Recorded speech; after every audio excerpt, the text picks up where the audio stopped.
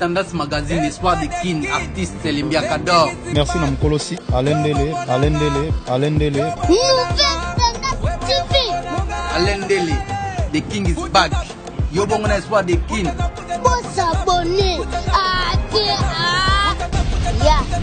Il ne faut jamais arrêter de travailler car il faudra travailler jusqu'à ce que le travail vous fera mal.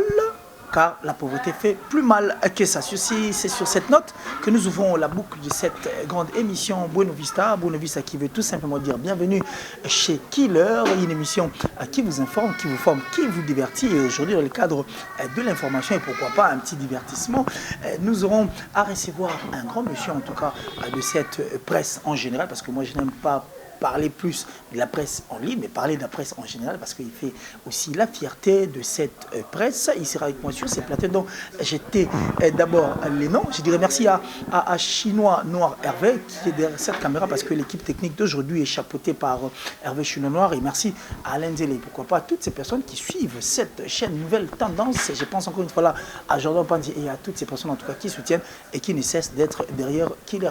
Alors aujourd'hui, dans le cadre toujours de cette culture, comme je vous ai toujours dit que la République démocratique du Congo n'a pas que le sol et le sous-sol comme étant richesse. Et quand nous parlons de toutes ces richesses qui font la fierté de ces pays, nous le savons tous, comme nous connaissions le diamant, or, cobalt et autres, mais du moins, la République démocratique du Congo a aussi ces personnes qui font parler ces pays à l'extérieur, que ce soit la jeunesse et pourquoi pas la culture, qui sont aussi de richesse. Alors, une richesse, quand nous parlons de cette richesse, nous pensons à la musique qui fait partie de la culture. C'est vrai que la culture est tellement vaste, mais généralement, tu veux la musique, parce que la musique pèse à moi, ma cassito, fait grande affiche partout dans le monde entier. Et cette musique qui, je dirais comme on dit, espèce en voie à disparition.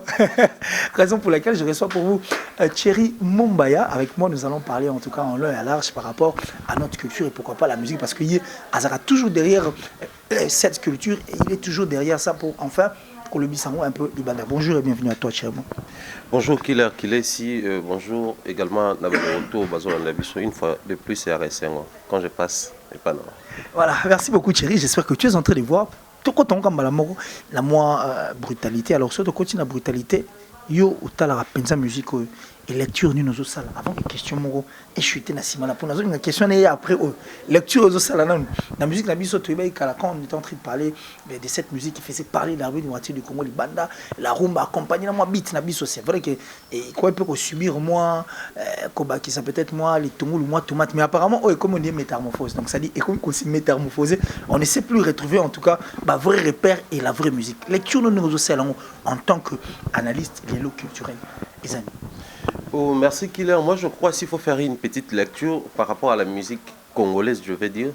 Notre musique n'est pas en français, autre temps, autre mers. Mais un constat, on a dans ça, en tout cas à mon humble avis, constat on a on kaka, on a visité moi studio, on a visité moi concert et musicien, et puis on a tala vidéo ya temps ya moi kala par rapport à papa Luambo, papa Taboulay et autres. Musicien kala, il travaillait dur. Mais en fait, les conditions sont malam mingité. Les musiciens na biso lelo, les conditions malam mais ba travailler ma capacité. C'est-à-dire ba studio kala ala ndeni, so boye na studio. 1 2 3 go. Ba guitare et bando bêta du début jusqu'à la fin bino tout beau ça live parce que ba piste za mingité. Boya msuba na piste moko na studio. C'est-à-dire même piste wana bozwa ba guitare, bozwa ba saxo, bozwa ba attaque chant makamutumba mo bo enregistrer. Mais aujourd'hui, guitariste à Kobeta en Chine, Taïbeta clavier na Congo, ingénieur de son à qui a coûté un chanteur na Brésil, bah ça l'arrangement en France.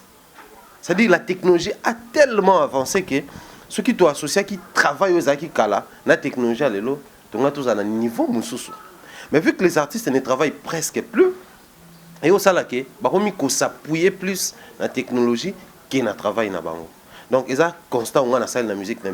Automatiquement, ça représente un danger pour la musique, vu que dans les temps, nos papas travaillaient, simplement parce que ils aussi travaillent et matamakasi par rapport à conditions au baosa la et sur une question encore plus loin, un constat aussi dans la salle, les artistes et musiciens, alors que ils travaillent dur, mais ceux qui na polémique na bango. Contrairement à l'autre, c'est-à-dire Aujourd'hui, les gens reprochent la musique. Je crois qu'on aura le temps. Il y a encore tapé dans le secteur. Mais les lots, papa, Loua Momakia de Franco, je vais prendre lui. Parce que beaucoup de gens parlent beaucoup plus de taboulé, Azaki, Koyemba, salsa, Mamambébélé. Mais est-ce que vous voyez que Franco, comment on appelle ça, blues, jazz dans la musique? Franco chantait ça. Aujourd'hui, il fallait soit américain, un album ouvert au monde. Fallait. Ils oublient que faire tant à Jeff Daniel était quoi bolingo boboaki ou apesa rumba rumbata.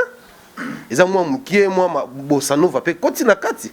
C'est-à-dire toutes ces choses là, ils ont ba couleur ou ils ont la musique même depuis kala. Tellement les gens ne travaillent presque plus. Quelque chose de nouveau, quelque chose où ils ont la musique. Tant que ni Fatima, ta ine comme elle Fatima, t'es à rumba. Non, ça mangwana, ils ont dans le rythme, on comprend que la musique, en fait, c'est ça la richesse musicale. Biso problème la musique, dans les temps, c'est presque tout le monde qui travaille dur. Mais aujourd'hui, c'est presque personne qui ne travaille. Bah on s'appuie plus na ba makamomoro boeza moins facile et on monnaie belle ba on ça là ni afrobeat pour ça facile à un niveau tu peux pas imaginer. Alors tu es d'avis peut-être pour na bateau bazo ça là afrobeat actuellement et puis tu es d'avis na bateau nyonso ba au lieu de ça disait quoi moto moi aller en ndunda tant comme na mbongo au lieu ba kisa moi litungulu moi tomate moi mungu moi ni bloc banda kozanga liboso pour que ndunde comme moi kitoko mais mbala mo habiter na tiki ndunda. Na fréquence de Saint-Georges aux épices pilées à la mayonnaise noire. Donc ça dit à changer le régime alimentaire. Tu es d'avis? Pour être d'avis ou pas, bon, je m'abstiens. En fait, qu'est-ce que je vais dire par là? Tu t'abstiens. Qu'est-ce que je vais dire par là? En fait, la musique, bon, disons, dans la vie, on commence d'abord par une vision. Et puis, tout ça appelle à l'existence de ma besoin d'exister. C'est appui dans la vision, tout ça. Quand on a une vision, ils ont la vision, un faible commencement. Tu sais qu'il y a eu des gens au Babanda qui poussent à vélo, mais dans sa tête, lui, il visait à avoir une voiture. Donc, tant que il a son vélo, c'est qu'à changer. Peut-être dans sa tête, lui, il visait la voiture. Mais vu que c'était un début, tout ce qu'il avait comme vélo. Donc, en ce niveau-là, il faut tenir ou juger, condamner, s'il faut le dire comme ça, tout va changer à un moment donné musique. Pourquoi? Parce que la base, c'est une vision. Tu veux éviter hier, viser l'homme, mais canal. Il y a confirmer le domaine où il y a ça là. Il y a qui fait les canons par les biais et l'eau. Je vais prendre un exemple comme ça. Lexus légal. Même si aujourd'hui, pourquoi la musique hip-hop, ils ont accroché par rapport à la musique rumba. Et parce que Bango Kuna, on a plus de visibilité. Aujourd'hui, c'est Lexus à l'oba, avant même fallait, mais c'est un ballon ouvert au monde. Aujourd'hui, ne soyez pas étonnés ce qu'il fallait à Salinze hip-hop. Entièrement hip-hop. Et ça, c'est ce que le Kabanze mon avis sur hip-hop. Ne soyez pas étonnés. Parce que Bimeli Nanzela Moro Batou, projecteur est belé. Batou Bazana Misso est belé qu'on a braqué. Donc, attention à Bayanga mon abisso. On a toujours plus de gens qui bisso. Donc, la vision à la base, ils ont la vision et il fait appel à la provision. Comme si on a concrétisé, on se senti que, comme on a 30 mots déjà, il a peut-être raison, il a changé d'orientation. Seulement, et là, on déplore en fait la qualité. On a beaucoup de musiciens aujourd'hui qui ont la qualité musicale, qui ont la performance. S'ils travaillent encore plus, ils vont atteindre un niveau encore plus élevé. Mais comment opter pour la facilité? C'est à ce niveau-là qui est tout déplorable. Alors, n'est-ce pas un danger pour cette musique qui, te dit Bersa Bisso, cette musique, tu auras toujours moins passion, n'est-ce pas un danger pour la musique au Bisso qui dans les jours à venir, élit-moi complètement parce que Bandegoli Baba qui ça, Mingi va changer. Et ça, danger pour la musique Bisso. Un grand danger d'ailleurs. Un grand danger. Il y a à boire et à manger autour, il y a danger, voilà. Parce qu'aujourd'hui, nous pouvons condamner les musiciens, comme plus que la musique n'a pas la musique n'a pas série de fois déportation, salama on a découvert la musique rumba kuna la biso, on a compris que le roi biso ça bien c'est que noko beta na kiba kuna rumba on a dansé que tant déportation salama bazoa on est awa de bakenda na bango kuna. Mais nous, notre musique à nous, et ça, la musique pende wana, mbuza wana, swahili wana, c'est ça notre musique. Pour le domaine à Barumba, wana il y a à boire et à manger autour. Mais seulement, le côté de la musique, tout s'affiche en haut. C'est un danger. C'est un danger, mais ce danger-là, ils ont wapi. Est-ce que les musiciens vont par plaisir, pas décider qu'il y a une musique à côté? Je vais essayer de faire un petit schéma. Musique, même si tu remontes quand tu as 97, dislocation à Wenge, tant que salami, 98, tu as tout ça. Les musiciens, depuis JB Nawe, ils ont qui bâton commandement. C'était beaucoup plus quoi. JB Nawe, ils ont bandal, kid, ça va succès dans poto. C'est-à-dire, musique congolaise, succès dans le bandé, awa, et puis kekuna. Surtout que papa Wemba tomati, Kofi Olomide tomati, Jina Wajina tomati, Ve Nyosh, Zaiko bango, bimela ba succès na bango awa na Kinshasa et puis influence ne memi bango ti à l'extérieur du pays. Mais voix génération tout ça siko.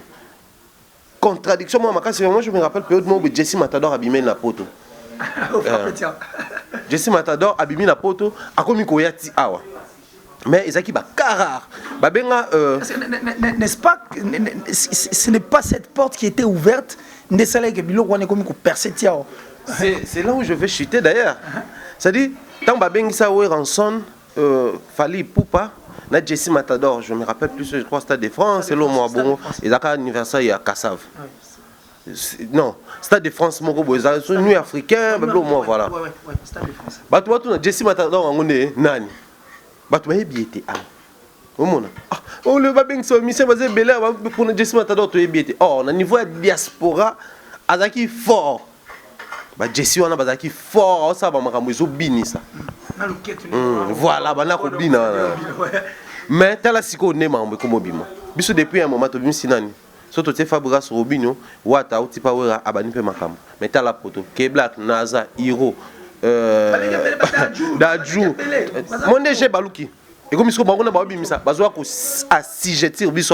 et puis ils font des concerts terribles ici bien organisés au moins que Sony Music et organisé concert à Dadju mais awa Robinho azobin sa chana nuboya kobini sangata combien de fois mais surtout que libanda boluki on peut boy te ataka awa ba organiser concert ya Al de la Gombe na ba standing ba organiser ba Dadju quand ça dit et ça liboué il n'a pas aussi un concert VIP ici à Kinshasa il faut c'était nous qui produisions des musiciens au ba ko asijeti okuna mais maintenant carte baluki komi kuna ba pesi ba Dadju ba ke Black ba tebele ba ye aso ba awa concert ngoneti to yambi ba tout moko ba extra humain. Et puis on fait payer un billet à $20, bon, on s'en fout, on paye quand même. Et puis on achète les billets 2 semaines avant, le matin même on a la folie. C'est aussi l'une des raisons où est si dangereux. Alors quand nos musiciens voient ça, malgré Robi on a bien ça bachana nous est-ce que vous voyez tout ça featuring siko na ivoirien moko. Pourquoi azo viser siko to beta peta afrobeat pe et qui na biso été kabiso place monsos. Or dans les temps taboula temps ba beta 4 semaines à Olympia. Ils ont quand même musique au bêta ou l'été quand on les bandes au bêta olympique. T'as là image archive. Olympia taboulay au moins la mindele ba domina ba noir. C'était quelle musique qui jouait? Même un concert de Franco Luambo Makadi en Hollande, il y avait plus de blancs que Batumouine. Mais aujourd'hui, ils sont sous d'actualité. Bon alors, mon père, je crois que tu m'as encore ouvert moi. Si tu es le roi de monde, pour y avoir deux mondes. Tu es l'extérieur, na intérieur zabiso extérieur ezali banda bon biso neto banda ko kende ko assujettir bango tikuna ça dit toujours imposer musique na biso à partir à influence et kuna pour lidusumo ezalaki entrée banda ozalate. Alors d'où vient maintenant cette entrée et comme isko ko pesa biso pasi biso bato to mbengaki ba père ya musique en biso bato to coloniser Afrique et puis coloniser pe moi mkeli banda. Moi je veux contredire au moment qui est entrée ça a été entrée à la guerre parce que dans les temps nous avons connu la musique de Shaggy ici. Tout le monde aimait Shaggy. La preuve, tant que vous avez Shaggy, tu y es bien et ça. C'est-à-dire que tu belé non seulement pour voir ensemble, mais pour Shaggy aussi. Musique à Shaggy, c'est une musique à DJ Arafat. Tu y es musique comment ok na on a musique ezapé nano. Tant que Missy Elliott va ça succès awa. Nana bana ko lukate to ko ta ba lyrics à l'époque Google et moi c'est tout luka ba texte et Missy Elliott. Tout ça là yango, je me rappelle 50 Cent tant que bani succès aux États-Unis. Ah ouais, ils ont nini état moro aux États-Unis. C'est-à-dire, tu as 50 Cent G-Unit, c'est-à-dire,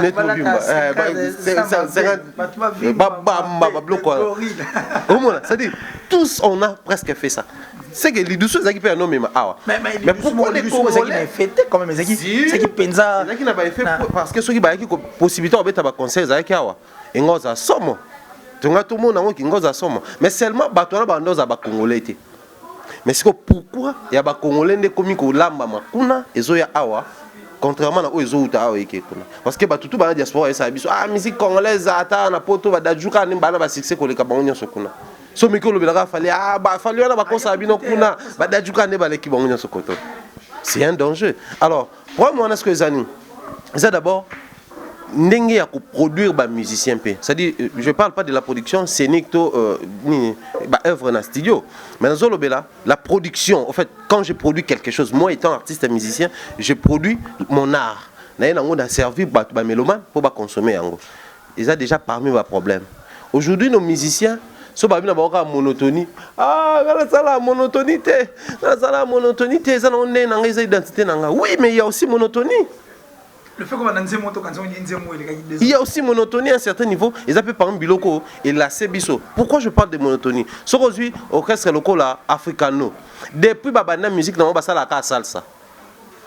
Mais ce qui salsa na bango au kapena ke on nzembo tel ba couleur na ngo zande msusu. Contrairement ba to bali misanga na vient d'Elvis El Sacero. Pourquoi a personne ma casse dans salsa? Parce que il tournait. Il tourniquait. Et puis ça voit voilà, c'est ça le problème en fait. Et pourtant, azana timbre wana, azana possibilité ça la rondeur ya voix wana pour ça salsa. Surtout que ne peut tout pour ça sous le même musicien. En fait, ils ont hérité quelque chose na ba vie na bango ya likolo et ba bazelo ko wana ba sala un mauvais usage.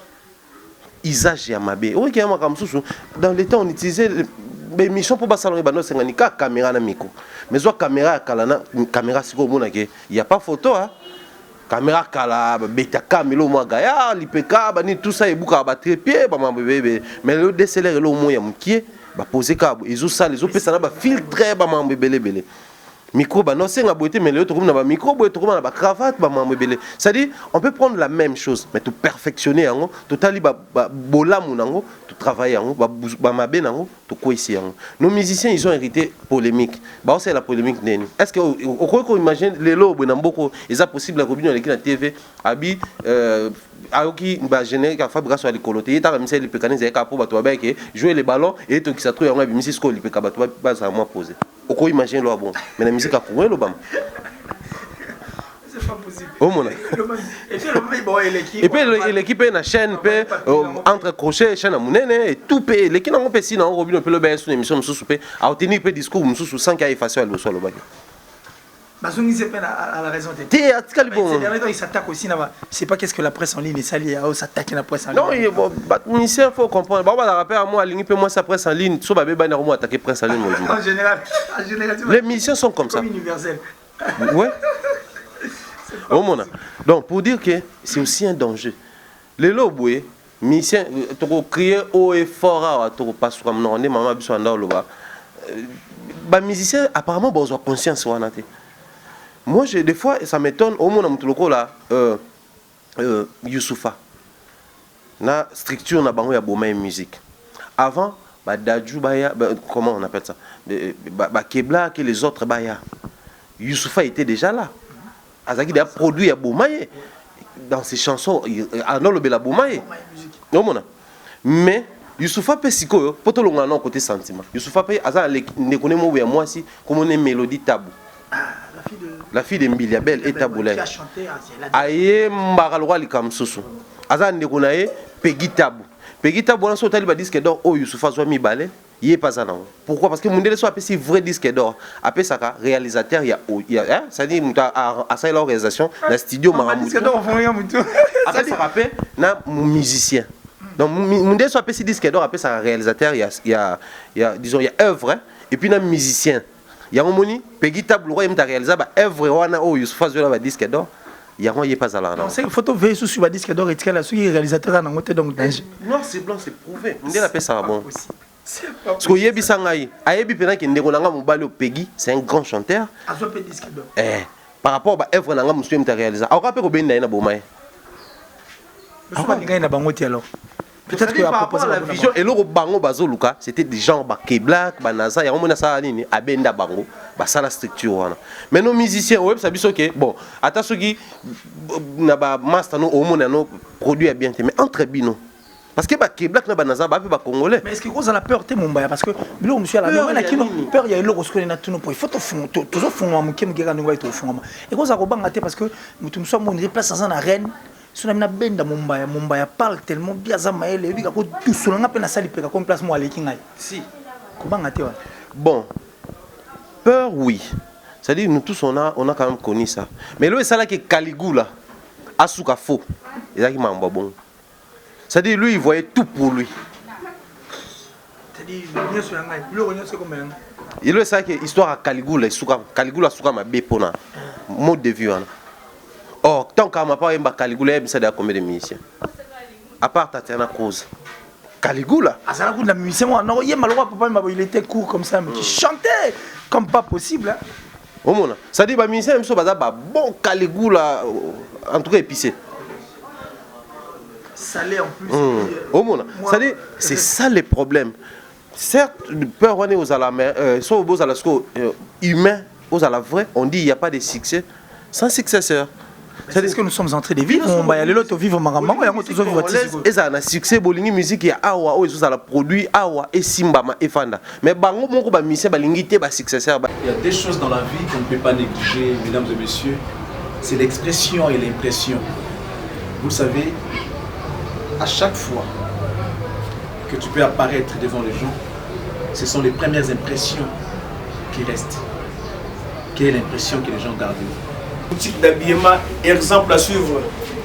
Poto na poto, chez Odilo Mapouya. C'est vrai que la vie ne fait pas le moine, mais on reconnaît les moines par leur accoutrement. Nous sommes petit bouillé. Nous sommes à 24. La croisement de la direction Cambiana venu par exemple à suivre. Exemple boutique. Collection à collection, nouvelle collection. Pour vous qui aimez la classe, mesdames, messieurs, voici la solution. Odilon Mapouya, exemple à suivre. Exemple boutique. Odilon Mapouya. Alain Nele, il a rien à dire. Odilon Mapouya. Odilon Mapouya. Abima. Non, c'est que comme dans un boulot 20. Et on a le monisco ok. Côté qu'on a le droit bah on prend on dit ma successeur et puis ça n'est pas ça. Et puis ça n'est pas ça. Tobo les sur comité. Aujourd'hui bah Gims d'un côté boulot d'adjou ils ont plus boulot mais d'un côté d'une famille ils appellent la belle na bango ya famille bah on peut parler de mon mimo boy les qui na bango moi c'est qualité et aux terrible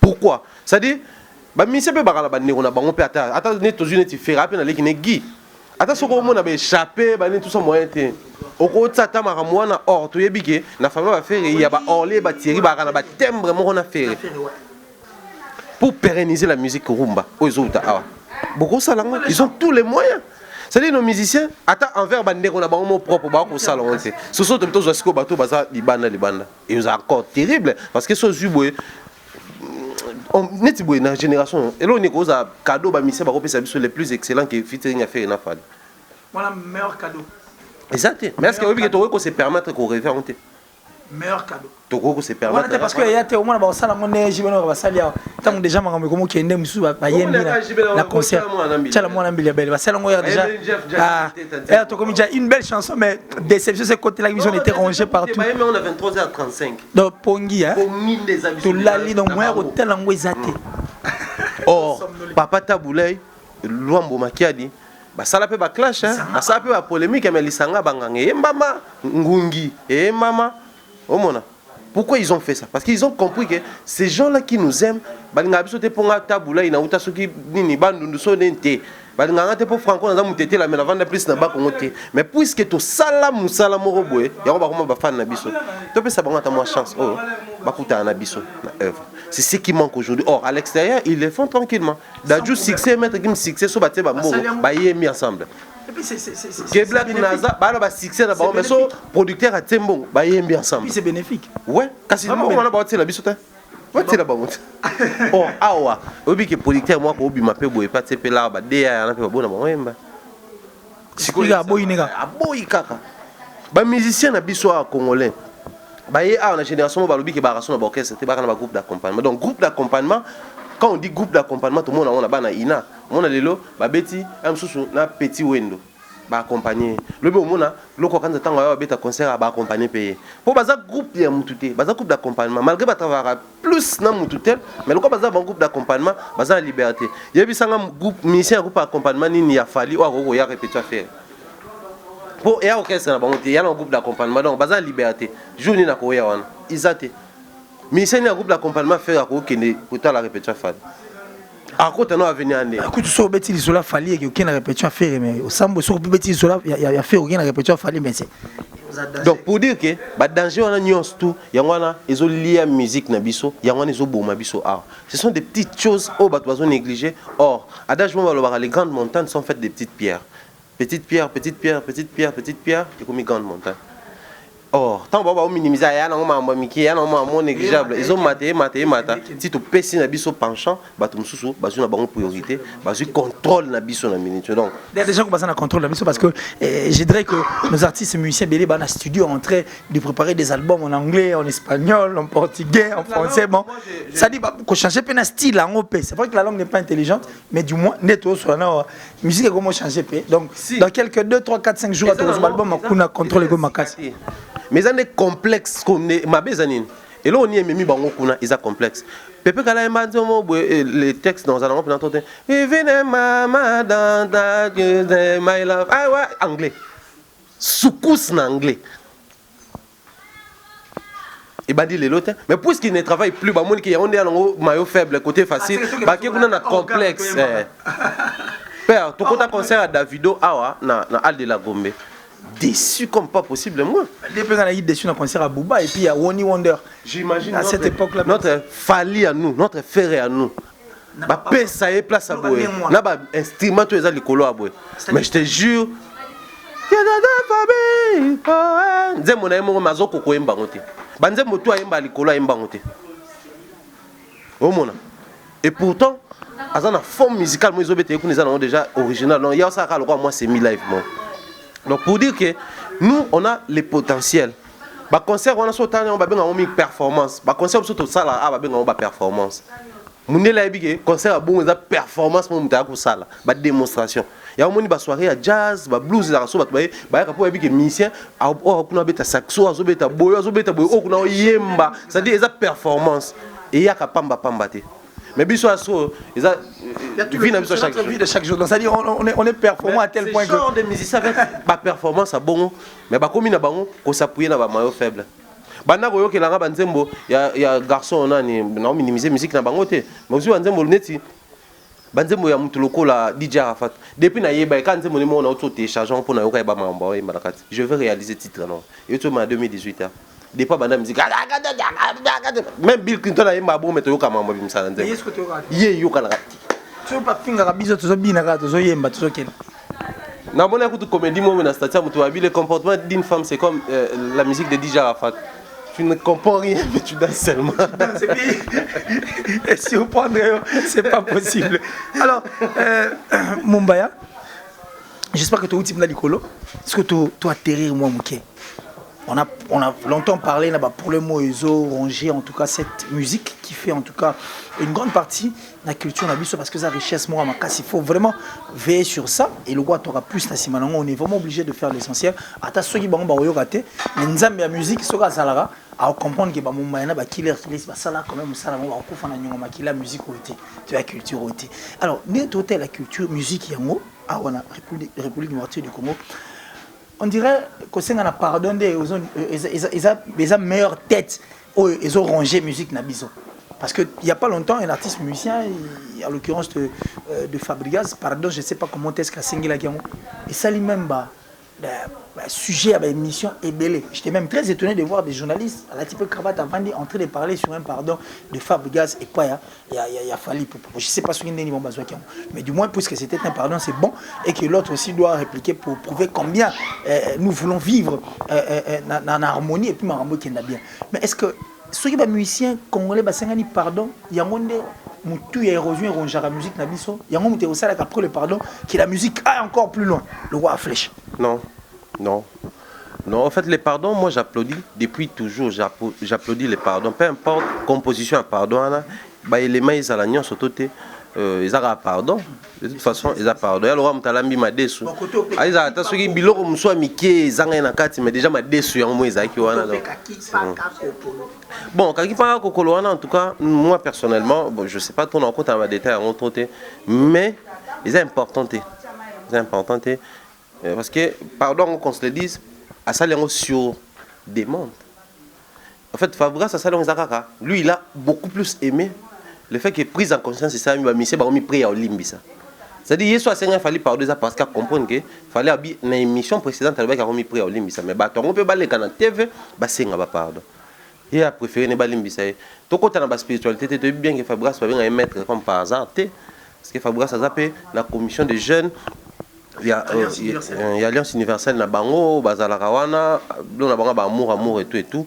C'est normal. Le quoi bloque le christianisme, hein? C'est-à-dire le pardon c'est dans la Bible. C'est dans la Bible. Donc si Dieu a pardonné, pourquoi pas bisoto senga pe pardon? Tu étais pour ou contre pour toutes ces émissions? Je suis pour parce que moi, à un moment donné, ils ont un sujet où ils touchaient la sensibilité à la fanatique. Bloc on a tout négligé. À cause de la négligé, bleu et belé, nous moni, comment on dit? Nous moni vient à biso, yolo nani. Même thème na vient à biso il faut quoi quitter papa ma zoa succès là. Et pourtant, bah non, il m'a presque né mort et puis azala na succès papa à cause on négligé ma belé. Négligence, fanatique, on dit il n'y a pas de mauvais troupeaux, il n'y a que de mauvais chefs ou de mauvais bergers.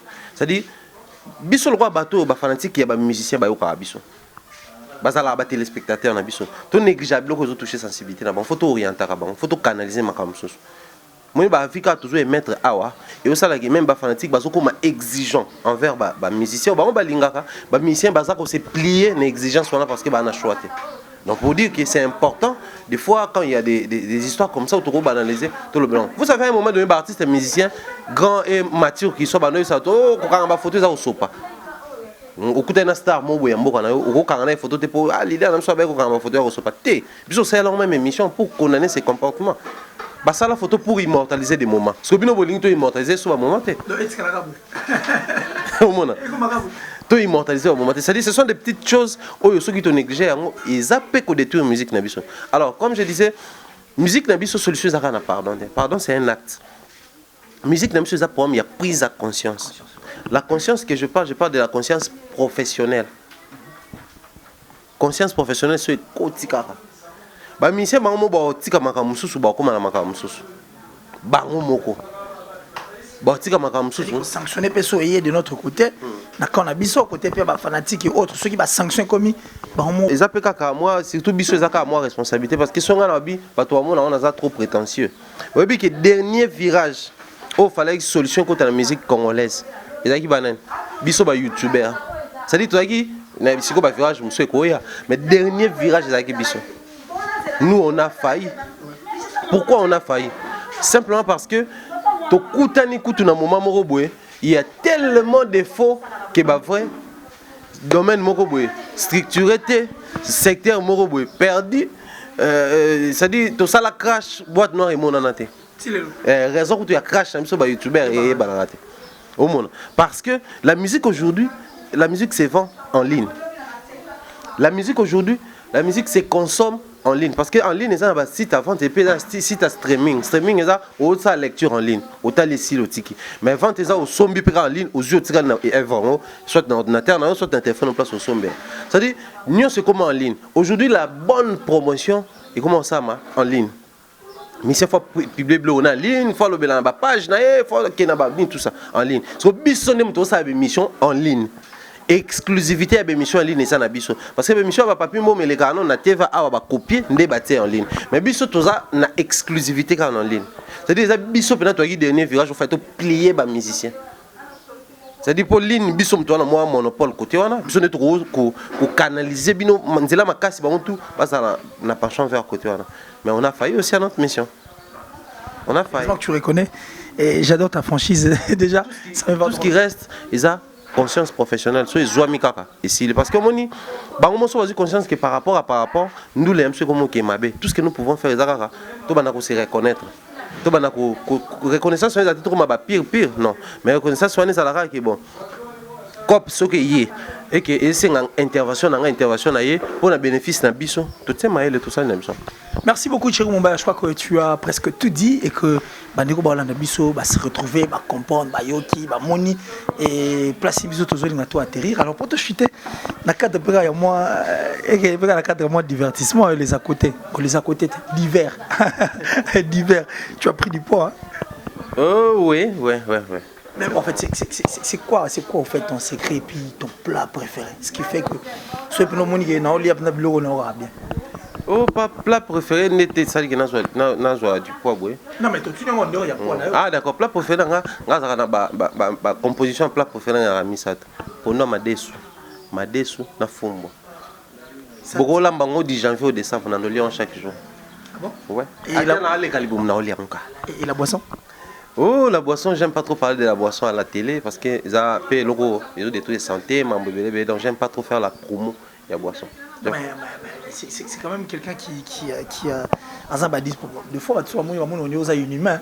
Non, on dirait voilà mais justement raison pour laquelle la posture la question tout va juter. Mais la naming ba énergie sans pour dans un sportif.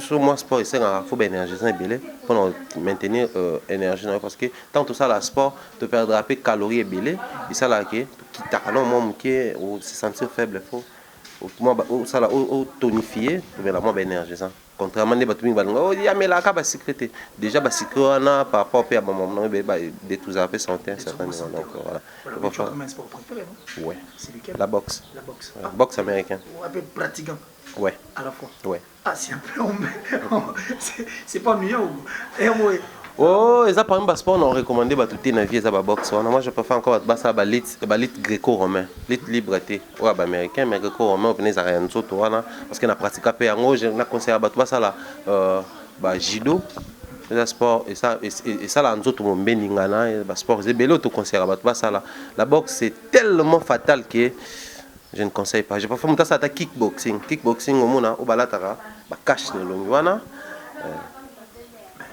Boxe américain. Sous le fait d'une discussion sur quand les boxeurs va s'arrêter tu. Non, au début quand j'étais encore enfant jeune parce que je ne me considère plus jeune vu que je suis père. Donc je ne me considère pas jeune. Mais quand on a là, non, je tourne au salon d'ailleurs, à l'université d'ailleurs et tout, à l'école. Mais après, quand on a pris conscience, ah père, on n'est pas fait une émission, on n'a pas ça dérange. Oh, dérange, c'est pas être humain. En fait, moi personnellement, ça dérange pas trop. Des fois, ça la casse, dérange à un. Tu as quand même des gens qui t'aiment, qui te considèrent, qui te respectent, mais bah mon on a noté. Parce qu'ils ont étonné, bah on déjà bah mon a pébiné mi balé, mais ça dit émission entière pour finir. Bah toi on a basé sérieusement dérangé. Et ces personnes vont commenter au finir. Non, bango bayuma, bah voyons bah tout va commenter bah finir l'émission sur bayuma. Bah oui. Bah oui, sur Facebook obeti Mumba moi Afrika Faronga. Sur YouTube obeti Afrika Mumba TV nga. Sur YouTube na profil personnel na obeti Thierry Mumba nga. Partout je commente, c'est avec ces noms là. Mais t'as là bango la mokili ya lelo. Afrika soki nini boy. Soki okuna nini, soki veve soki nini. Bayuma. Le roi de YouTube soki nini. Bayuma, soki yo peno olobana mutu.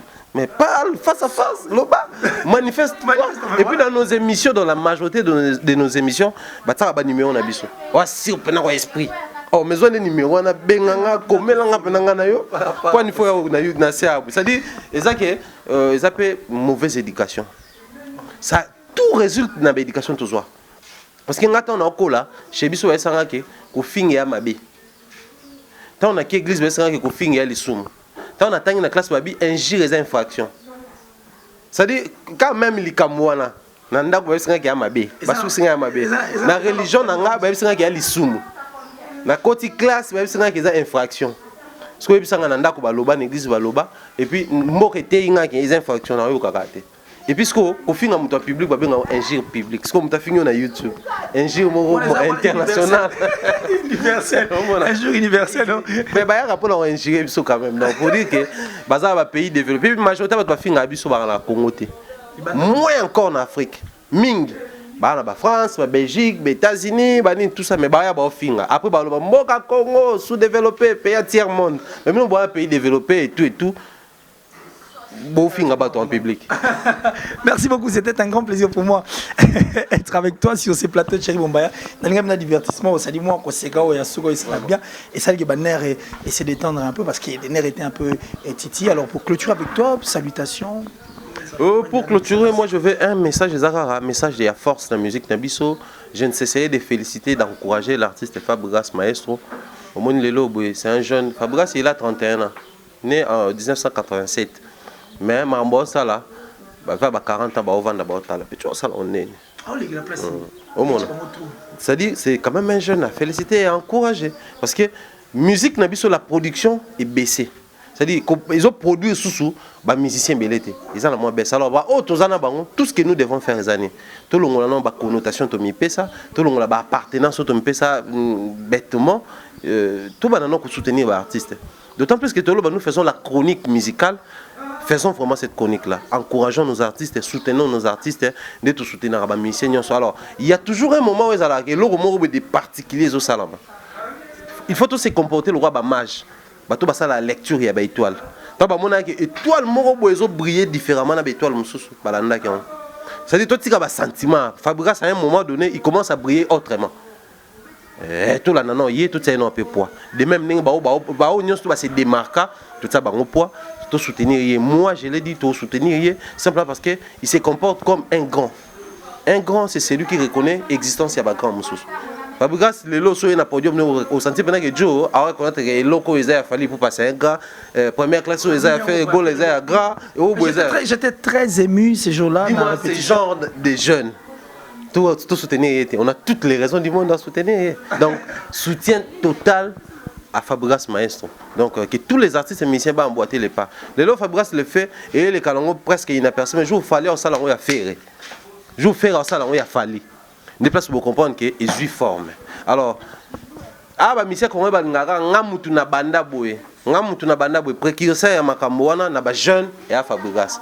Et on doit soutenir pour que ils ont large diffusion ba to bele ba remarquer parce que na mutu pas ebete Fabregas pardon les lokuta aboya afali. Mais tant on la concert Angola ta concert abeta kiawa na échanger moi oh ah oui, je fallait na podium na. Parce que dans podium na a la musique na. Mais quand il se permet quand même pendant quelques minutes, na te capé à grand frère, na te capé à cousin, na te capé c'est vraiment il faut féliciter. Il y a un moment tout s'est décidé, tout s'ériger na bateau toujours soutenir et donc c'est un peu ça. Grand merci.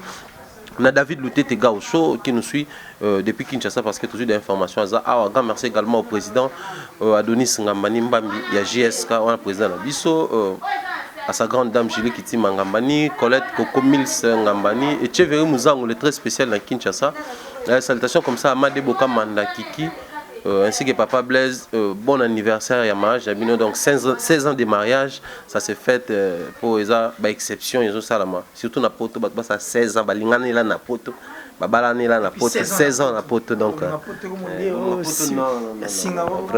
oui pour na poto et vous me la tête le roi ba soso poto so ba pe moi 2 mois ba soso zaki munki maman pou akoy mukolo mais bango pena 16 ans de mariage contre vents et marées ba bundi donc on continue à admirer bango donc grand merci également là tout attention ma beaucoup mon mentor Jean-Claude Longangé ma maman Rose Faliala na Londres ba tout ba biso de près comme de loin on reste actif et ouvert na bateau bazar mi tout le roi killer.